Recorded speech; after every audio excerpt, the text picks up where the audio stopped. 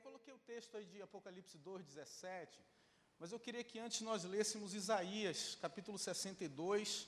Eu sei que você já abriu a sua Bíblia em Apocalipse, que você é crente demais, mas abra também Isaías, o livro do profeta Isaías, no capítulo 62. Nós vamos ler Isaías e depois nós vamos ler Apocalipse 2:17. Isaías 62. Amém. Contrário, irmão, Isaías 62. Diz assim: por amor de Sião me não calarei, e por amor de Jerusalém não me aquietarei, até que saia a sua justiça como o esplendor e a sua salvação como uma tocha acesa. As nações verão a tua justiça e todos os reis a tua glória, e serás chamada por um novo nome, ou por um nome novo, que a boca do Senhor designará. Agora abra lá em Apocalipse, o último livro da Bíblia. Apocalipse capítulo 2. O versículo 17. Que diz, amém? Quem tem ouvidos, ouça o que o Espírito diz às igrejas.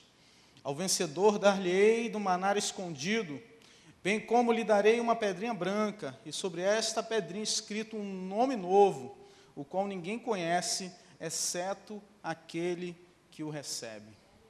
Amém?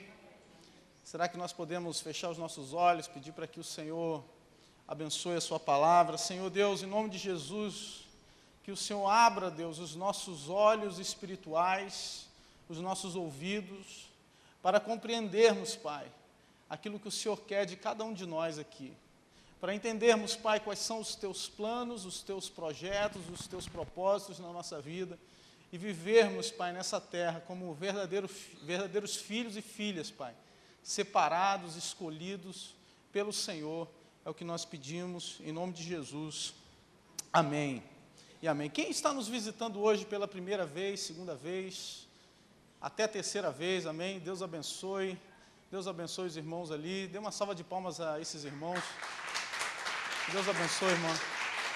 Em nome de Jesus. Sejam bem-vindos. Amém, pastora. Seja bem-vindo. Deus abençoe. Queridos, uma das palavras mais bonitas que nós ouvimos, ou que nós gostaríamos de ouvir, ou que constantemente as pessoas falam, que quando falam errado nós corrigimos, é o nosso nome. O nosso nome é a palavra mais bonita que nós ouvimos, ou a palavra que nós temos o maior desejo de que seja falado, ou é a palavra que mais conforta o nosso ego, o nosso coração, quando o nosso nome é falado, quando o nosso nome é pronunciado. Não é à toa que quando nós assistimos um filme, logo depois de que se passa aquele filme, no final nós vemos os créditos, e ali nos créditos nós temos o diretor de iluminação, o diretor de arte, o diretor do figurino, o responsável pelo figurino, ou seja, o nome de todas as pessoas envolvidas no filme, elas aparecem ali. Para mim não significa nada, mas para aquelas pessoas que fazem parte daquele meio, que fazem parte desse trabalho, o teu nome delas ali é muito importante. Quando nós vamos aqui no Aterro do Flamengo, em que vamos visitar ali o Museu dos Pracinhas, daqueles que combateram na Segunda Guerra Mundial, nós vemos que ali existe uma lista com o nome daquelas pessoas que foram para a guerra, o nome daquelas pessoas, dos nossos brasileiros que participaram da guerra. E o nome daquelas pessoas é lembrado. Quando alguém nasce numa família que tem um sangue de origem, um sangue azul, por exemplo, como nós chamamos, quando nós falamos, por exemplo, Orleans e Bragança, quando nós falamos de pessoas que têm uma linhagem que vem do Império, que vem lá de Portugal, nós percebemos que elas carregam em si um nome. E esse nome, ele é muito importante.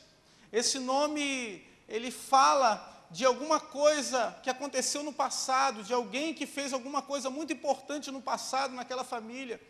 E ele carrega em si um valor, ele carrega em si um poder, ele carrega em si uma certa autoridade. Ou não, porque quando nós conhecemos também pessoas que carregam um nome, que esse nome traz tristeza, traz morte. Ou, por exemplo, uma pessoa que carrega o nome de um assassino, de um serial killer, essa pessoa, ela vai ser, de certa maneira, discriminada, ou seja, ela vai se envergonhar por causa daquele nome. E todos nós carregamos um nome espiritual, um nome escrito por Deus, um nome escolhido por Deus, um nome separado por Deus. E esse nome, ele é lembrado nos lugares celestiais. Quando nós recebemos um papel, uma caneta, a primeira coisa que nós escrevemos, a maioria das pessoas, pelo menos, não vou falar em 100%, mas a maioria das pessoas escreve o seu nome. Ou seja, porque o nosso nome está entranhado em nós. O nosso nome, ele faz parte da nossa vida. Existem pessoas que sentem vergonha do seu nome. Eu trabalhei com um rapaz que o nome dele era Miclésion. Então todo mundo chamava ele de Mica. Vem cá, Mica. Ou seja, porque de certa maneira ele era um nome difícil de ser falado, era um nome difícil de ser pronunciado. Outro, o nome dele era Nemirovsky. Então, ninguém conseguia falar o nome dele. Até que o pessoal descobriu que o nome dele era Leonardo. E ele meio que se envergonhava do nome dele, porque o nome dele eu acho que só tinha o quê? Só tinha duas vogais. O resto era só consoante. Então, existem pessoas que se envergonham do seu nome. Muitas vezes porque é um nome que lhe traz tristeza, o faz lembrar dos tempos do colégio, em que os colegas zombavam, do bullying que ele sofria. E, de certa maneira, eles se envergonham. Quando, muitas vezes, a nossa mãe queria nos repreender, ou quando a gente estava fazendo alguma coisa errada, aí ela falava, João Paulo não faz isso, João Paulo não faz isso, Dila não faz isso. Daqui a pouco ela fala, Dila Pereira de Souza, falava o nome completo.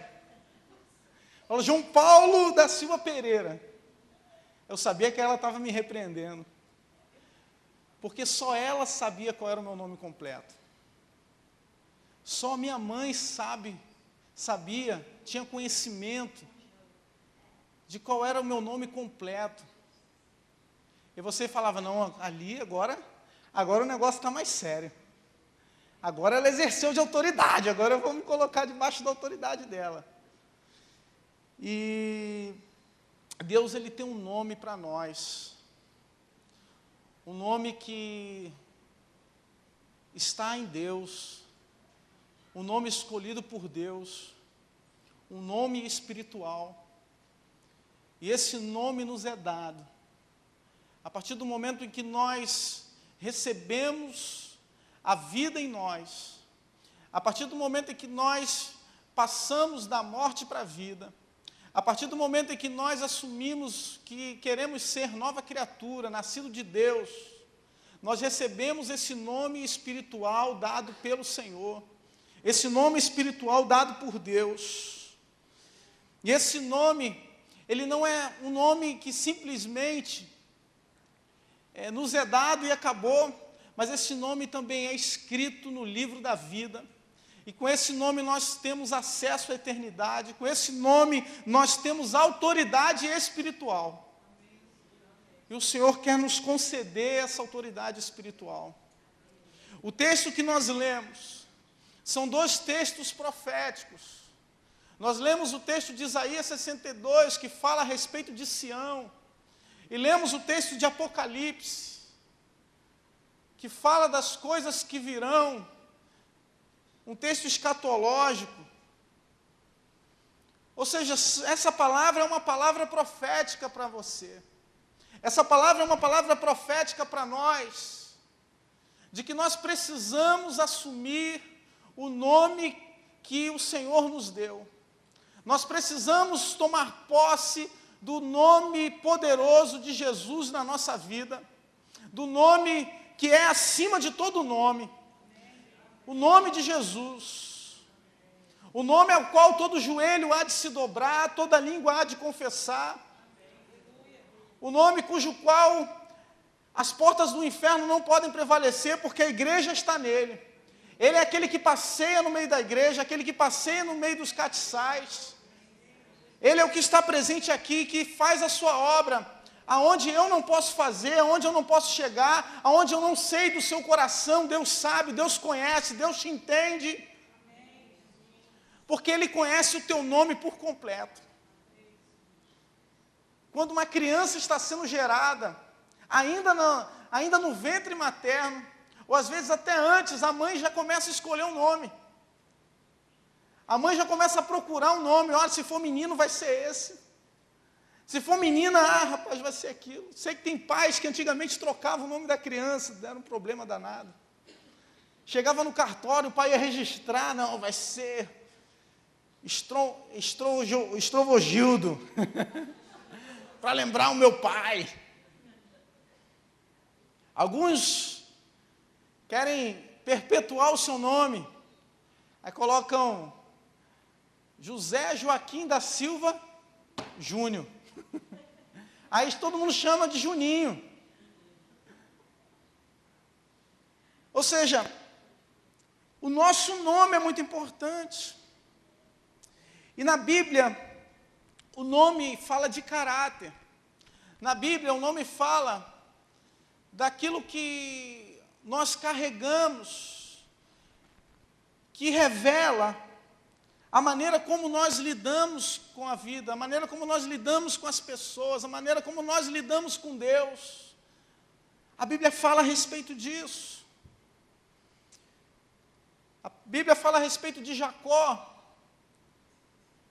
Jacó significava enganador, trapaceiro. Camarada que enganou o próprio irmão, enganou o próprio pai.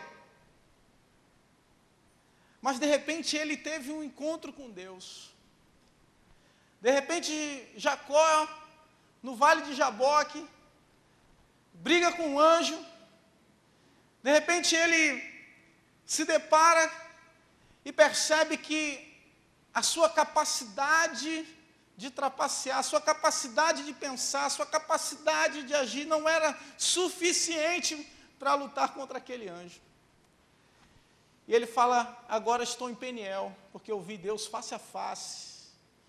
E o anjo muda o nome de Jacó e fala, você não vai ser mais trapaceiro, não vai ser mais enganador, agora você vai ser chamado Israel. Agora você vai ser príncipe de Deus. Você antes não tinha honra, você antes era escória, mas agora você vai entrar nos palácios. Mas agora você vai ter autoridade. Agora o teu nome vai ser perpetuado. Não é à toa que a palavra de Deus fala, e quando nós nos lembramos da história de Israel, nós seguimos a genealogia e vemos que Deus é Deus de Abraão, Deus de Isaque e Deus de Jacó. Ou seja, o seu nome vai ser lembrado, Jacó. Não como trapaceiro, não como enganador, não como aquele que é malandro. Mas agora você vai ser lembrado como príncipe de Deus. Você vai ser lembrado e o seu nome vai estar nessa nação. O seu nome vai estar nesse povo que vai dominar a terra, nesse povo que vai crescer. E nesse povo, nessa terra, vai nascer o Salvador, vai nascer aquele que vai ganhar todas as pessoas, ou trazer todas as pessoas, ou convidar todas as pessoas, ou morrer por todos nós na cruz. Israel. Pela nação de Israel vai vir o Salvador. Abrão significava pai grande, ou pai elevado. Abrão, o pai grande, o pai elevado, não podia ter filhos, porque a sua mulher era estéril. Como um pai Como alguém que era chamado de pai, não podia ter filhos. Como alguém que era chamado de pai, não podia dar continuidade ao projeto, ao plano de Deus, ao propósito de Deus. Deus não vai te dar um nome que não possa ser honrado. Deus não vai te dar um nome que não possa ser, que as pessoas possam presenciar e ver que verdadeiramente aquele nome é um nome escolhido por Deus. Ou seja, Deus te capacitou para alguma coisa. Deus te deu alguma aptidão. Deus te chamou com um propósito. Deus te chamou para fazer alguma coisa. Deus te chamou com autoridade e lhe deu um nome, que esse nome designa qual é a autoridade que você tem, qual é a responsabilidade que você tem no mundo espiritual. Porque naquele tempo ter um nome significava isso. Significava, às vezes, a família, significava o propósito, significava aonde aquela pessoa poderia chegar. E quando aonde aquela pessoa podia chegar estava limitado pelos homens, Deus mudava o nome daquela pessoa. Deus dava a ela um novo nome. Eu não sei se você compreendeu o que eu estou querendo te dizer. Talvez a sua visão hoje seja uma visão limitada. Talvez a sua visão hoje seja uma visão em que você acha que não pode chegar a determinado lugar. Seja a visão que você acha que não pode ir além daquilo que os teus pais foram. Você acha que não pode ir além daquilo que a sua família já foi, ou aonde ela já chegou. Mas Deus tem lugares ainda mais distantes para você chegar. Hoje pela manhã, o pastor Ezequiel falava a respeito de um plano, de um propósito que estava no coração dele, de formar, eu não lembro em números agora, mas eu creio que era um número absurdo, em torno de 150 mil pastores, ou 50 mil, não lembro. De qualquer maneira é absurdo o número. 100 mil pastores, obrigado, irmão. Ou seja, é um propósito além, é um propósito fora das nossas capacidades humanas. É um propósito fora daquilo que o homem pode sequer pensar, imaginar, planejar. Esse é o propósito que Deus tem conosco. E esse propósito não é um propósito, talvez, que você pense, é um propósito coletivo, é um propósito da igreja, é um propósito de compra do templo, é um propósito em que vamos conquistar áreas ou conquistar regiões. Não, é um propósito que Deus tem com você. É um propósito particular. Porque nome fala de individualidade. Nome fala de particularidade. Ou seja, para cada pessoa, Deus tem um plano, um propósito diferente. E age de uma maneira diferente também. Queridos, eu fico maravilhado quando eu vejo aqui, por exemplo, a Martinha falando, quando eu vejo aqui o diácono Rafael na sua tranquilidade, na sua calma. E Deus usa eles. Deus trabalha na vida deles. Cada pessoa tem a sua maneira de Deus trabalhar, de Deus agir, de Deus fazer. Às vezes nós julgamos as outras pessoas pela maneira como Deus age em nós, pela maneira como Deus trabalha em nós. Às vezes Deus trabalha conosco e Deus fala ao nosso coração e nós ficamos quietinhos no nosso canto. Mas tem irmãos que quando Deus fala com eles saem correndo, saem gritando. Tem irmãos que quando Deus vem sobre a vida dele, ele se joga no chão e fica desesperado. Ele tem que passar aquela palavra para alguém.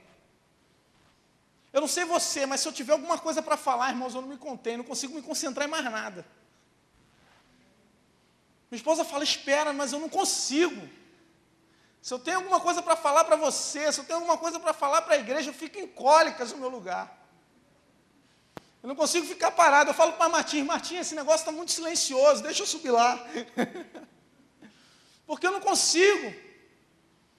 É algo que eu não consigo sequer me concentrar, para você ter ideia.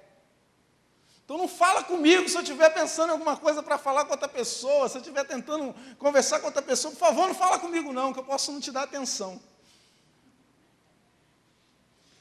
Para cada pessoa, Deus tem uma maneira de fazer, tem uma maneira de falar, tem uma maneira de agir, tem uma maneira de trabalhar. Deus tem uma maneira particular para tratar com você. Deus então transforma o nome de Abrão em Abraão.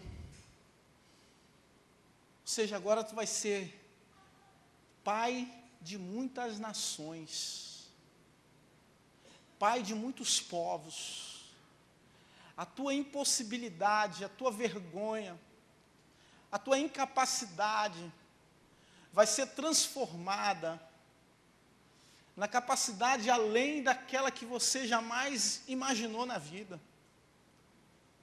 Como pode o camarada velho, camarada nos últimos dias da sua vida, vai ser pai de muitas nações. O indivíduo no seu último suspiro quase. Deus agora fala para ele, não, você vai ser pai de muitas nações. Vai ser pai de muitos povos. Aleluia. Ou seja, a nossa visão nem sempre está enquadrada na visão de Deus, na visão profética de Deus. Ou seja, nós precisamos estar alinhados na visão profética de Deus para a nossa vida. Alinhados com essa visão que Deus tem a respeito do seu povo, a visão que Deus tem a respeito dos seus escolhidos, daqueles que são separados por Ele. Oh, aleluia! Deus tem separado para nós um lugar que não é um lugar de vergonha, que não é um lugar onde apontam o dedo para você, para dizer a respeito das suas incapacidades, ou a respeito de onde você não pode chegar, ou de onde você deveria chegar e não chegou. Porque para Deus, Ele não precisa de você com 18 anos, com 20 anos, ainda que você se volte para Ele com 80, com 90, com 100 anos, Deus pode te usar. Nós pregamos para jovens, nós falamos com jovens, porque sabemos, porque imagina se alguém vem para Jesus com 15 anos, com 18 anos, quanto tempo que Deus tem para usar essa pessoa? Quanto tempo que Deus tem para fazer na vida dela, para moldar o caráter, para moldar muitas coisas na vida dela. Mas isso não impede de Deus trabalhar na vida daqueles com mais idade. Porque o mesmo Deus que opera nos jovens, opera nos velhos, opera nos maduros, opera no solteiro, opera no casado, opera com mulheres, opera em homens. É o mesmo Deus que opera tudo em nós. Você tem um lugar no corpo, você tem um lugar no projeto de Deus, você tem um lugar nos planos que Deus escreveu. Você tem um lugar, você tem um propósito. Tem uma música antiga que fala da irmã Gomercinda, uma música meio da roça, mas a história da música diz mais ou menos o seguinte: a irmã Gomercinda fazia parte do coral, e ela era uma bênção no coral. Aí, depois levantaram um novo regente do coral, e o novo regente cortou todo mundo que não sabia cantar bem, que a irmã Gomercinda não cantava muito bem, mas ela era uma mulher de oração, era uma mulher que se consagrava, era uma mulher que se prostrava diante de Deus, intercedia por aquele coral, intercedia pelas pessoas, e aos poucos o coral foi se desfazendo, pela saída de uma irmã de oração, por causa da insensibilidade, e aquela irmã de oração fez falta naquele coral. Ou seja, nós temos um lugar escolhido por Deus, um propósito escolhido por Deus, e talvez até onde você acha que não está fazendo a diferença, até onde talvez você ache que não está fazendo nada, Deus está te usando. Você já parou para pensar a respeito da influência, ou da sua influência, em determinados lugares? A sua maneira de agir, a sua maneira de falar, a sua maneira de se comunicar com as pessoas, a sua maneira de se portar. Muitas vezes, existem pessoas que olham para você e te admiram.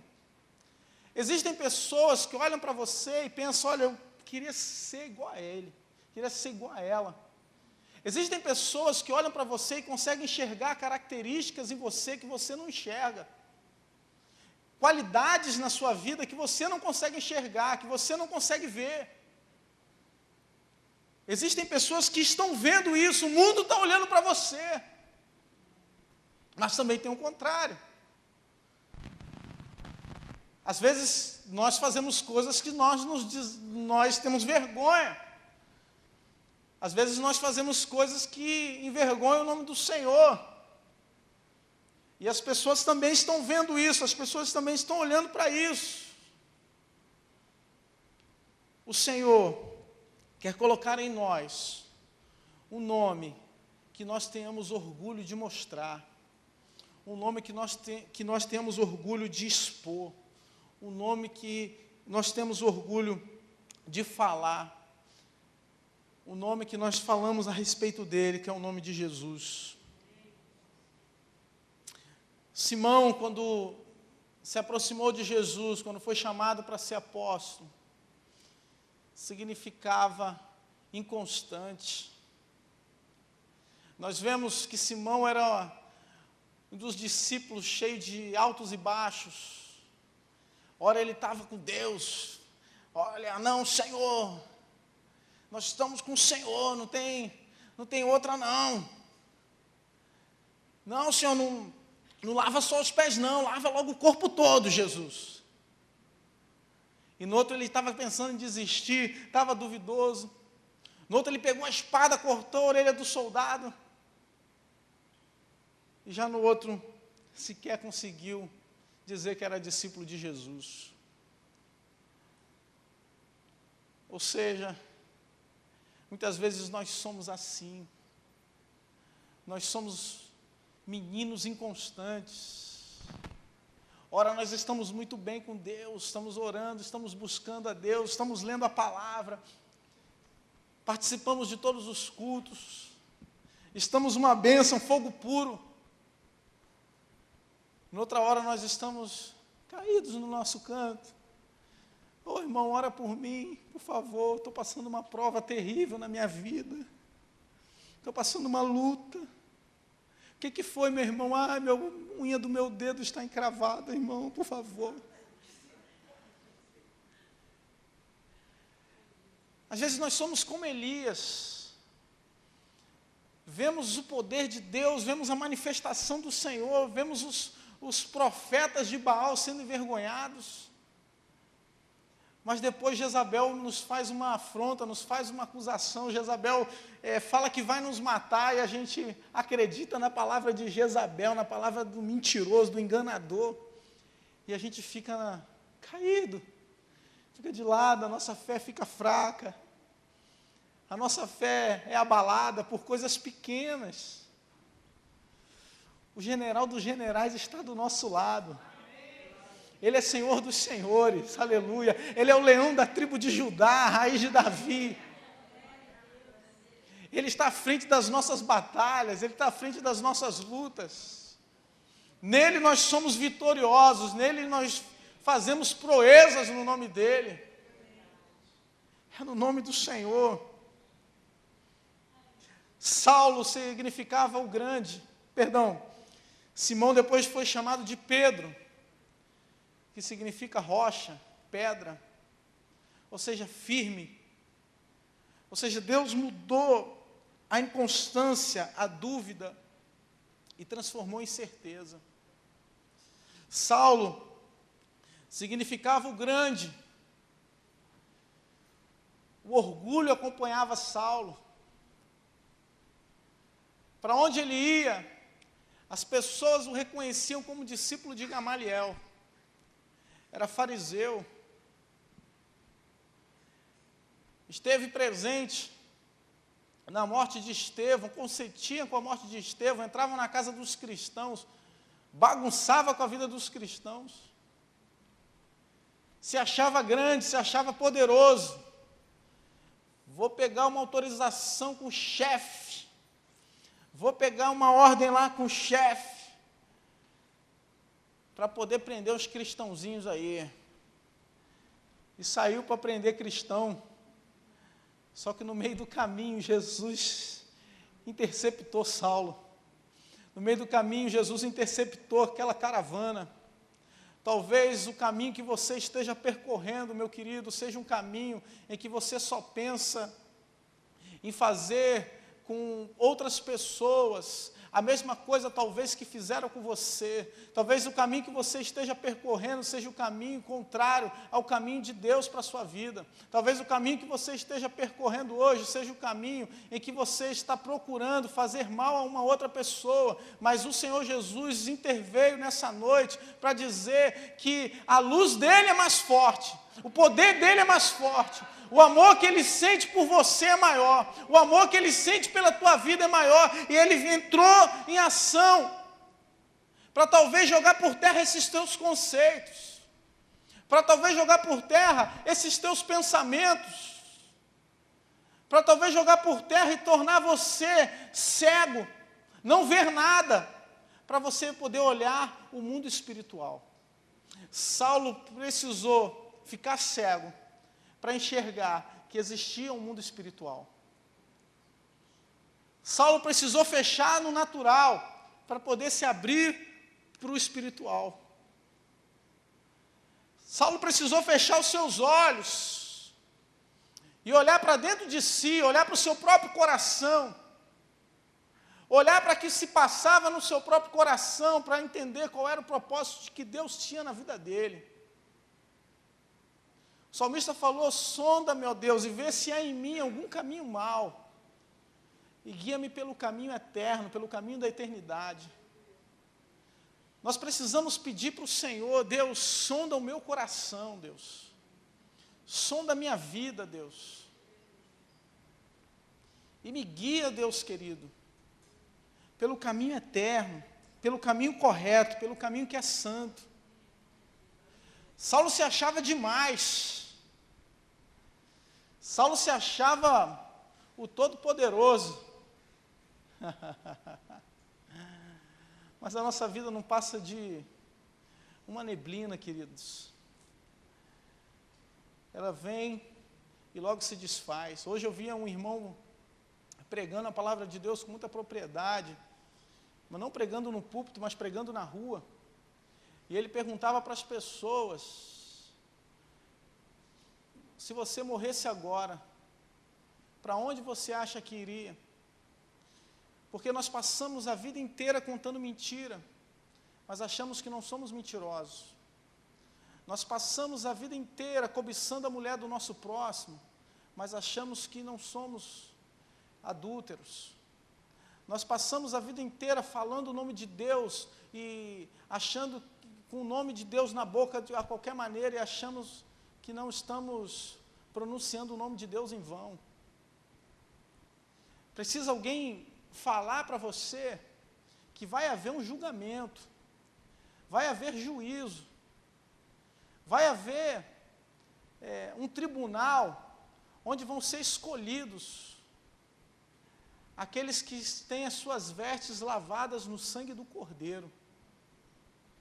Então essa noite é uma noite de você entregar o seu coração e pedir para o Senhor lavar o teu coração no sangue de Jesus. Pedir para que o Senhor venha sobre a tua vida e te faça verdadeiramente nova criatura, te dê um novo nome, e escreva o teu nome no livro da vida.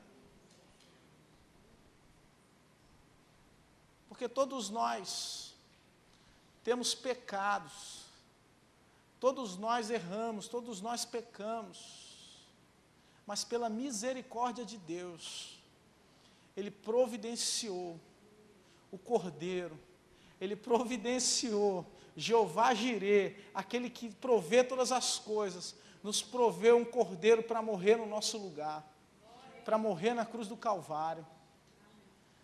E nós precisamos tomar esse Cordeiro para nós. Saulo precisou fechar os seus olhos naturais. Saulo precisou ficar cego para poder enxergar que a direção que ele estava tomando era uma direção que não agradava a Deus. Talvez você precise fechar os teus olhos para alguma coisa nessa noite. Talvez os seus olhos espirituais precisam ser fechados. Perdão, os teus olhos naturais precisam ser fechados nessa noite, para você enxergar qual é o plano e o propósito que Deus tem. Porque às vezes nós estamos indo numa direção, ou assumimos um compromisso, empenhamos a nossa palavra, e falamos, olha, eu vou estar naquele lugar, eu vou fazer tal coisa, eu vou planejar para o futuro. Mas nós não perguntamos se essa é a direção que Deus tem para nós. Nós não levamos em consideração se aquilo que estamos fazendo está de acordo com a palavra de Deus. Nós precisamos fechar esses olhos naturais. Os olhos que dizem, olha, a crise chegou em mim, a crise me pegou, o mal chegou na minha casa, as doenças estão vindo sobre a minha família, doença para todo lado, é filho com não sei o quê, é com zika, é com tanta coisa. Está tanta coisa vindo sobre mim, é tanto sofrimento, é tanta dor. Parece que eu só tomo tiro, parece que eu só sofro. Chegou o momento de fechar os teus olhos naturais. Parar de tentar consertar as coisas de acordo com a tua vontade, com o teu desejo, de acordo com aquilo que você sabe que talvez seja certo, ou de acordo com os conselhos, ou de acordo com aquilo que deu certo no passado, ou até mesmo de acordo com a tua pesquisa que tu fez no Google. E começar a pedir qual é a orientação que Deus tem para você. E começar a pedir para que os teus olhos espirituais sejam abertos, para você enxergar qual é a saída, qual é a alternativa de Deus para a sua vida. Qual é a porta que Deus abriu para você? Qual é a porta que você tem que passar? Aleluia.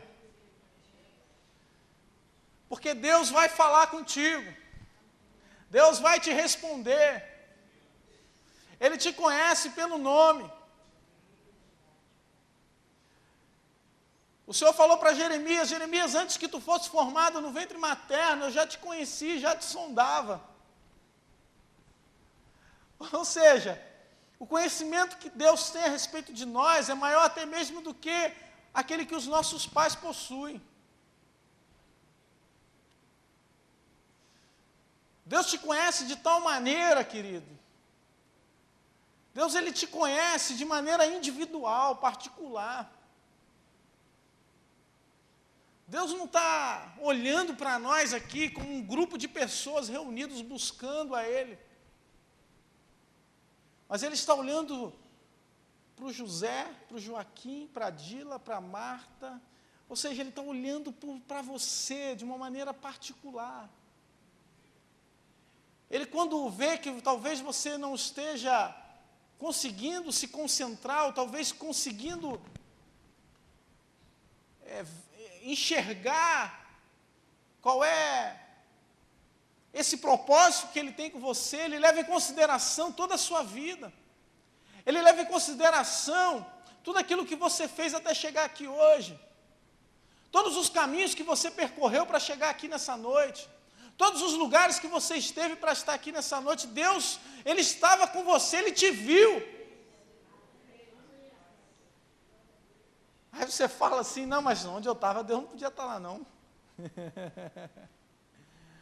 Não. Soubesse onde eu estava, Deus não estava lá de jeito nenhum. Estava, meu irmão. Deus estava te vendo. Deus estava batendo a porta do teu coração. Ele diz, eis que estou à porta e bato, se alguém ouvir a minha voz, abrir a porta, eu entrarei, cearei com ele, ele comigo. Deus está batendo a porta do teu coração, da tua vida. Saulo se achava grande, Deus teve que o abater e o transformar em Paulo, que significa pequeno. Deus teve que colocar ele no seu devido lugar. Abater a sua arrogância, abater o seu orgulho, abater a sua vaidade,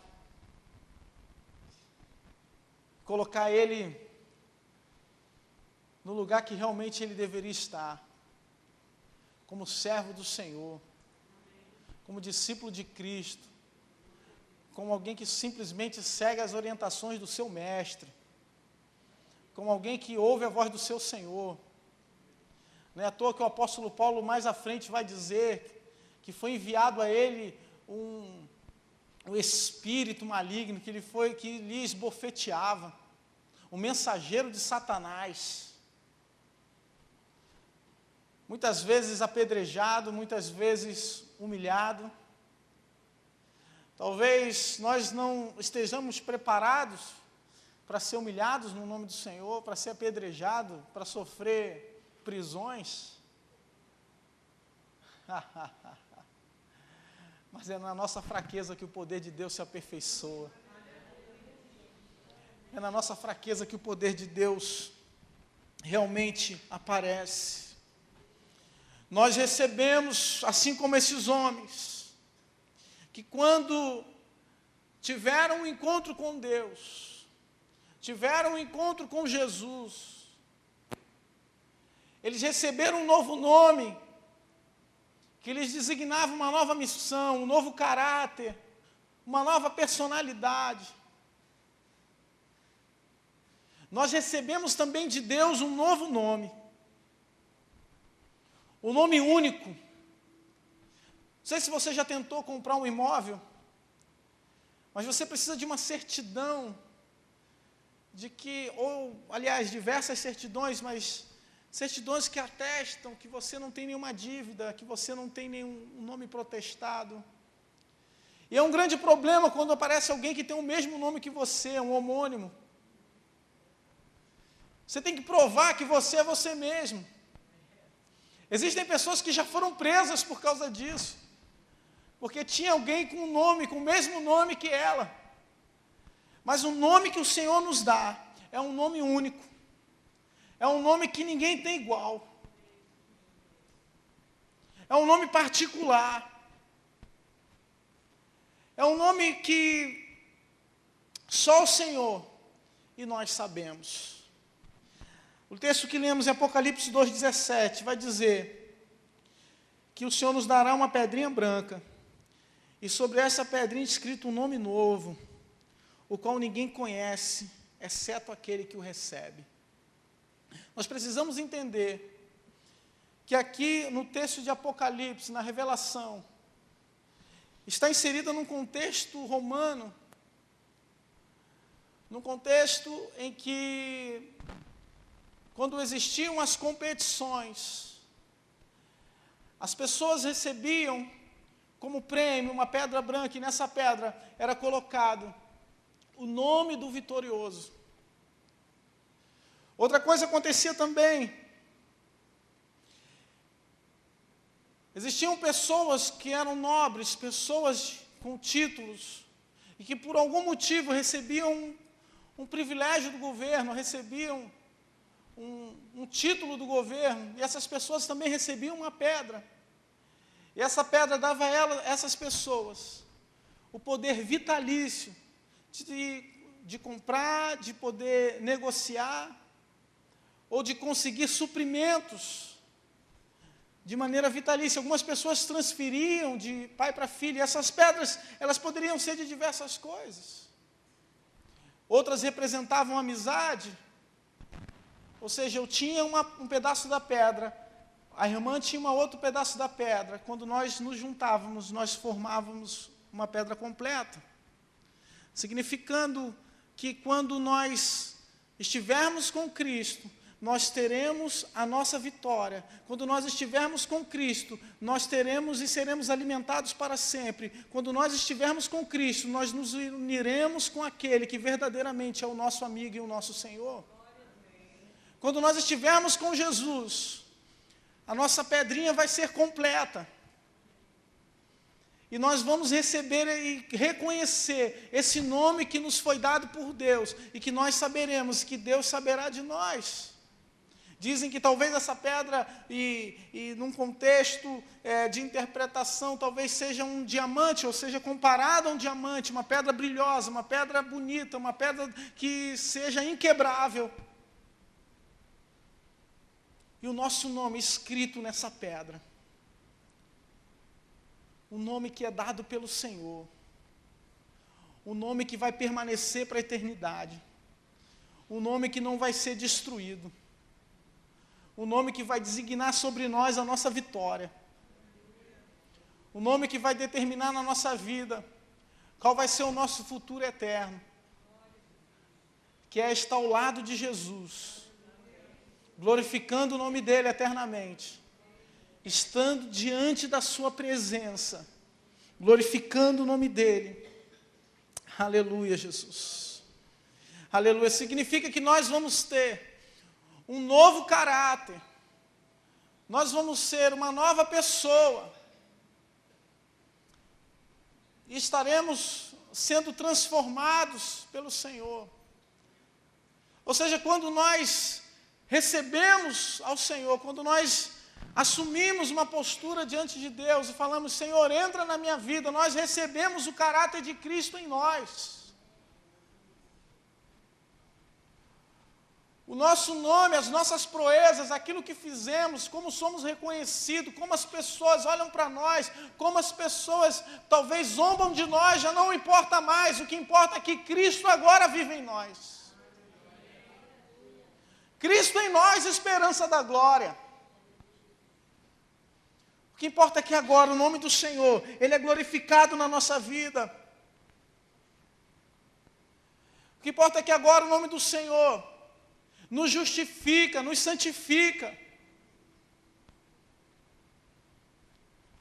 Há um tempo atrás, há muito tempo, quando os juízes davam seus votos, quando designava alguém que era culpado, ele entregava uma pedrinha preta.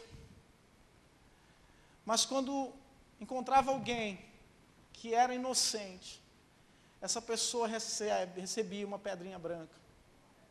Era colocada, era dada, era atribuída àquela pessoa uma pedra branca, dizendo que nela não havia culpa, nela não havia condenação.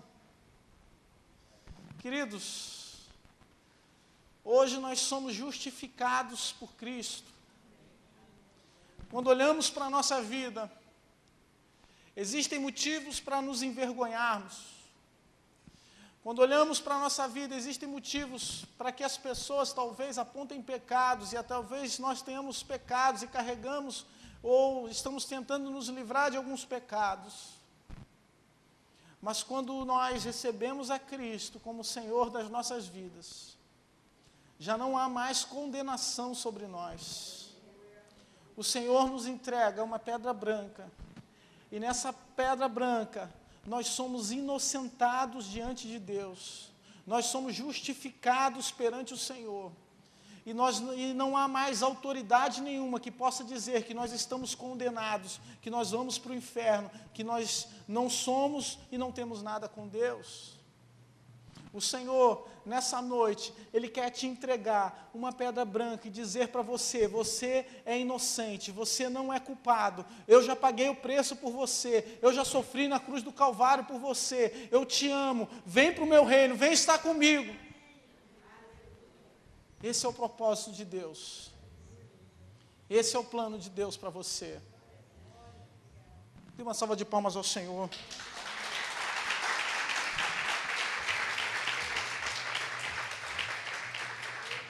Convidar os irmãos do louvor para estar aqui à frente.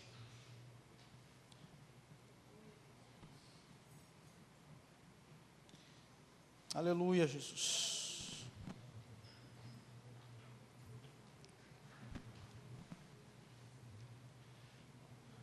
Amados,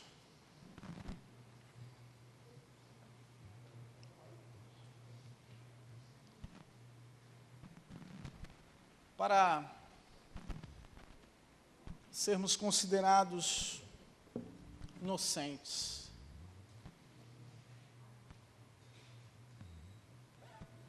só mesmo se recebermos um novo nome. Porque se nós continuarmos com o mesmo nome, nós vamos carregar um nome humano,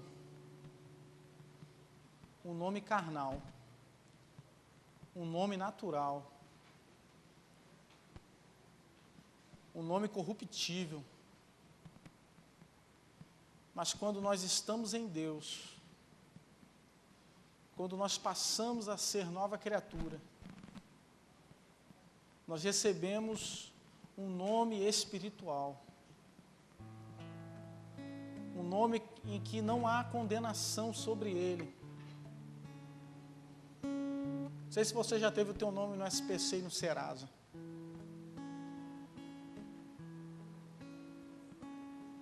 Tem alguns irmãos que esperam 5 anos para poder comprar de novo, o nome poder ficar limpo do SPC e do Serasa. Mas se você teve dívida em banco, por exemplo, o teu nome fica no registro do banco. Ou seja, tu é livre do SPC e do Serasa, mas se tu tentar comprar de novo no banco, tu não consegue. Ou seja, o teu nome, por mais que já não haja mais dívida sobre ele, existe uma mancha nele. Existe uma mancha no banco que você não consegue mais fazer uma outra dívida, ou comprar mais alguma coisa, ou conseguir um empréstimo. Mas quando o Senhor te dá um novo nome, se você receber um novo nome, é como se o que você cometeu no passado, a dívida que você possuía no passado, alguém fosse lá no banco e falasse assim: olha, ele está com um nome aqui que está com restrição, ele não pode mais fazer nada aqui, não pode mais fazer um empréstimo, eu vou pagar essa dívida dele aí mesmo em atraso, e eu vou bancar esse aqui porque eu quero pagar o preço pela vida dele. Foi isso que Jesus fez por você.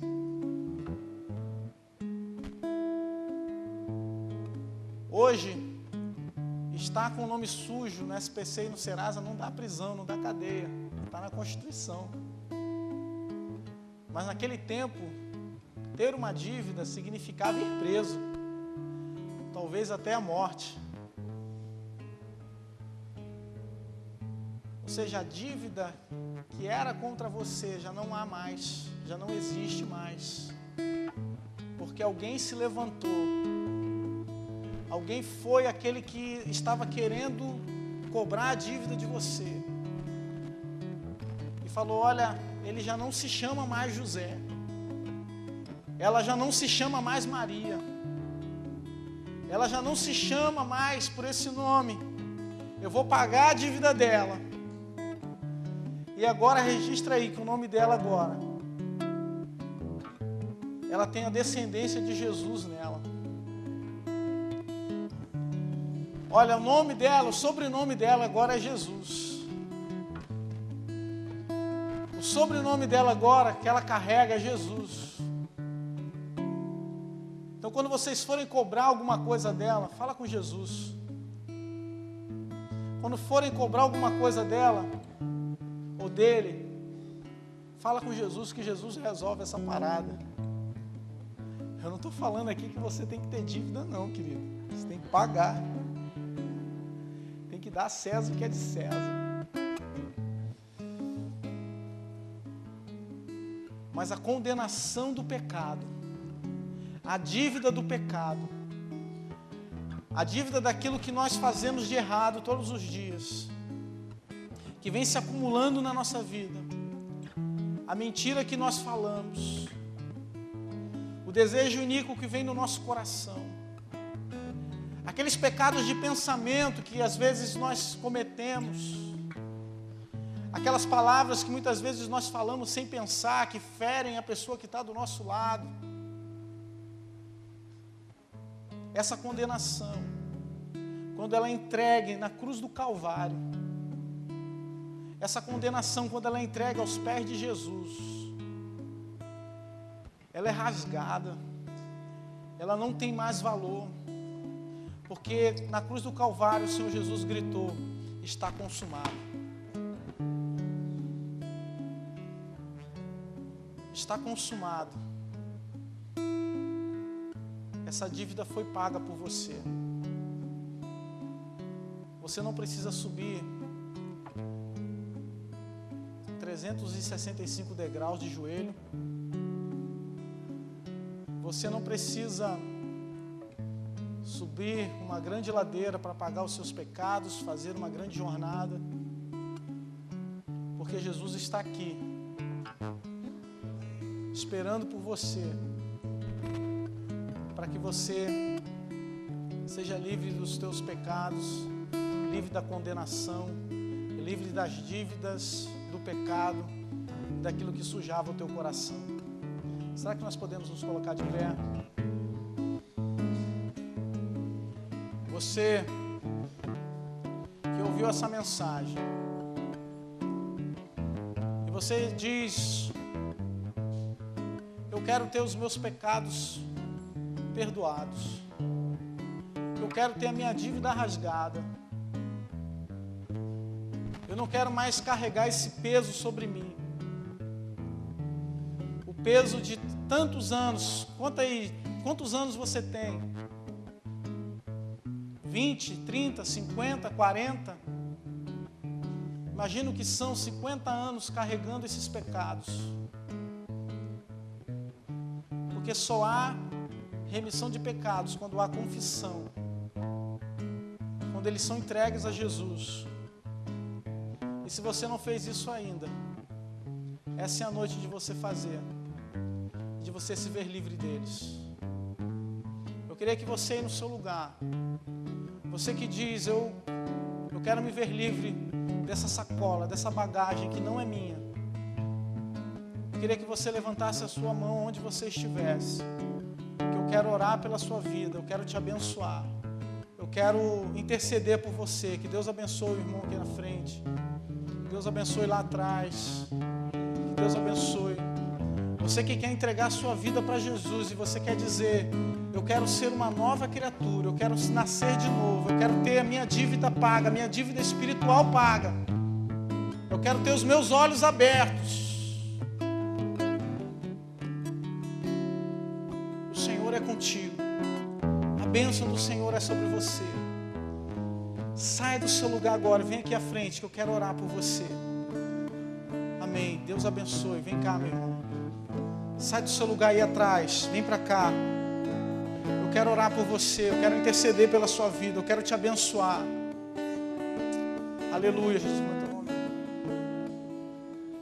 Estamos aqui com José Antônio. Vai ser José Antônio para os homens, mas no reino celestial vai receber um novo nome. Aleluia. Vem para cá receber um novo nome. Sai do seu lugar, vem receber um novo nome dado por Deus. Um nome escolhido pelo Senhor. Aleluia, Jesus. Amém. Se você quer tomar essa decisão depois, se você entendeu errado talvez, converse comigo depois, eu quero orar por você. Amém. Estenda as suas mãos aqui sobre José. Vamos interceder pela vida dele. A partir de hoje ele é feito nova criatura. A Bíblia diz que há festa no céu quando um pecador se converte, quando alguém se volta para o Senhor. E nessa noite é noite de festa. Amém, Senhor Deus, em nome de Jesus, Pai, nós colocamos as nossas mãos, Pai, sobre a vida do José. Senhor, esse é o propósito de estarmos aqui.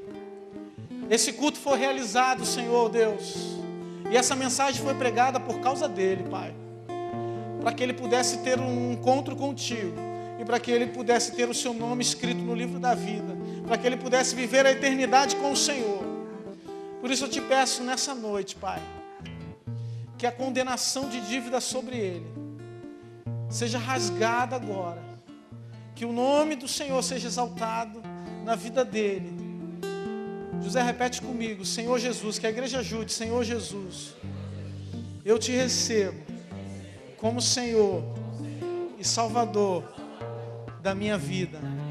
Escreve, Senhor, o meu nome no livro da vida e paga, Senhor, a minha dívida espiritual. Em nome de Jesus. Amém Dê uma salva de palmas ao Senhor. Amém. Amém. Antes dos irmãos cantarem,